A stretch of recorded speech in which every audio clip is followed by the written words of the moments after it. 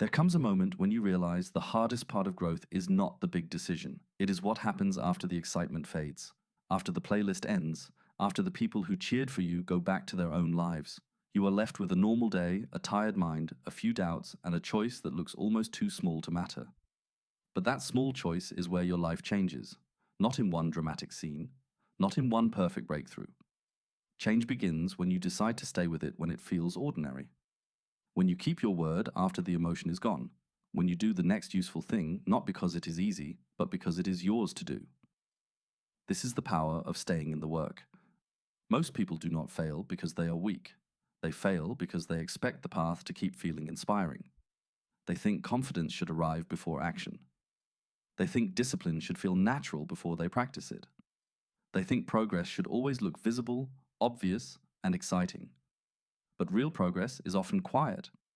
It looks like opening the book when your attention wants to run. It looks like lacing your shoes when your mood says not today. It looks like sending the message, cleaning the space, finishing the task, practicing the skill, saving the money, or taking the honest look at yourself when distraction would be easier.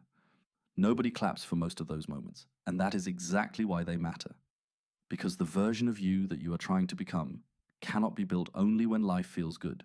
It has to be built in the middle of inconvenience, in the middle of uncertainty, in the middle of the days when you do not feel impressive, prepared, or motivated. You do not need to become a machine. You do not need to crush every hour of your day. You are human. You will get tired. You will need rest. You will have moments where your mind is heavy and your energy is low, but you can learn the difference between needing rest and running from responsibility. You can learn the difference between kindness toward yourself and making excuses that quietly steal your future. That difference is not always comfortable, but it is powerful. Self-respect grows when you stop negotiating with every feeling. If you said you would train, train in the way you can today.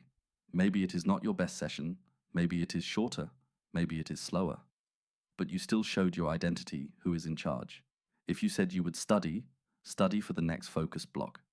Not forever, not perfectly, just honestly. Put the phone away.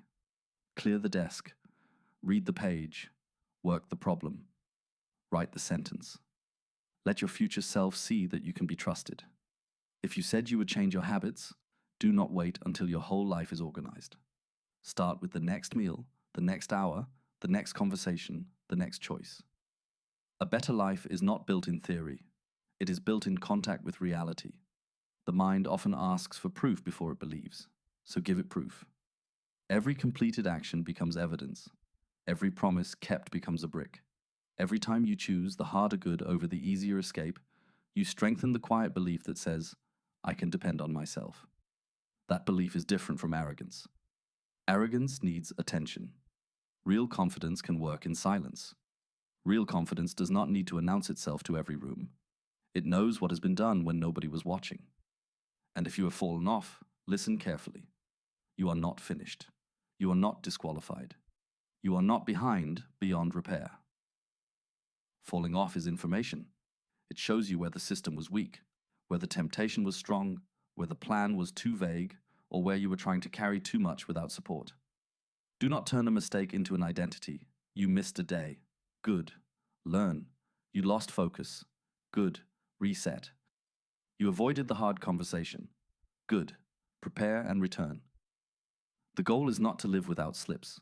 The goal is to reduce the time between drifting and coming back. That is maturity. Do not wait for a perfect version of yourself to return. Return as you are.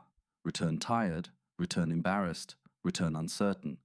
Return with 5 minutes, if that is what you have. Return with one clean action. The comeback does not need to be loud. It needs to be real. Look at any strong person, in fitness, in work, in learning, in character. What you see on the surface is the result. What you do not see is the repeated return. They returned after bad days. They returned after disappointment. They returned after criticism. They returned after boredom. They kept placing effort where it belonged. That is why they changed. So today, make the work smaller if you must, but do not make your commitment meaningless. Do one honest rep, one honest page, one honest hour, one honest apology, one honest boundary, one honest step toward the life you keep imagining. Do not ask, How do I transform everything at once? Ask, what is the next action that proves I am not abandoning myself? Then do it. And when you do it, do not rush past the moment. Notice it. Let it count. Because you are teaching yourself something important. You are teaching yourself that effort is available, that courage can be practiced, that discipline is not a personality trait reserved for other people. It is a relationship you build with your own choices. Stay in the work when it is boring. Stay in the work when it is slow. Stay in the work when nobody sees the weight you are carrying. Not because you have to suffer to be worthy, but because the life you want deserves a version of you who keeps showing up with respect. Today does not have to be perfect. It has to be honest. Choose one thing, finish one thing,